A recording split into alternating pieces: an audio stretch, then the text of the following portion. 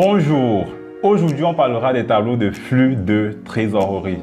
Vous le savez pertinemment, avec le nouveau Cisco Radar Revision, on ne parle plus du TAFIR, d'accord? On parle dorénavant de tableau de flux de trésorerie. Alors ce tableau du Cisco Radar Revision est beaucoup plus lisible, notamment pour des lecteurs non financiers qui trouvaient le TAFIR touffu, rebarbatif. Avec le tableau de flux de trésorerie, tout est correct.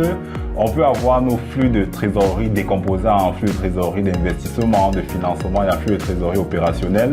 C'est beaucoup plus simple, facile à comprendre. Néanmoins, allons dans le fichier pour voir un petit, on va dire, challenge que tu peux, n'est-ce pas, que tu devrais relever en intégrant une formule qui va t'aider à rapidement monter ce tableau des états financiers. Donc ici nous sommes dans le tableau de flux de trésorerie. Là nous avons les données en N, et là les données en N-1. Très bien.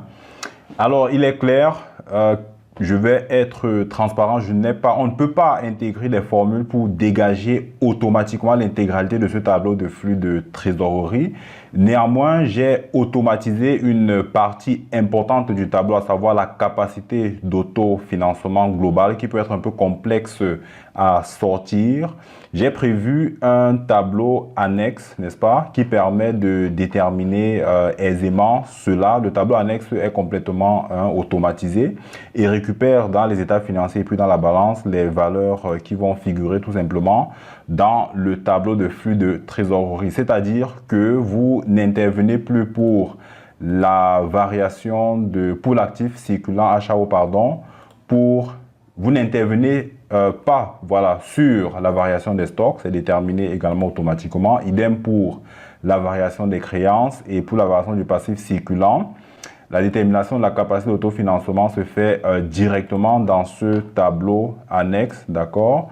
Donc vous n'avez plus à faire une intervention manuelle pour remplir cette partie du tableau. En revanche, les flux de trésorerie provenant des activités d'investissement, de financement, et puis des activités, pardon, je suis en train de me tromper là, je dis les flux de trésorerie provenant des activités d'investissement et des activités de financement vont faire l'objet d'une détermination par vous-même, si jamais vous devez utiliser, n'est-ce pas, ce fichier. Mais il convient de noter que la détermination de la capacité d'autofinancement, elle se fait tout simplement de façon automatisée. On n'a plus à se prendre la tête à déterminer, n'est-ce pas, cette capacité d'autofinancement, cette CAF, qui parfois pour les chefs comptables constitue un casse-tête. Merci encore d'avoir suivi cette vidéo. Dans la prochaine vidéo, on parlera de la fiche R4 et de son utilité dans le cadre du montage des états financiers 2018.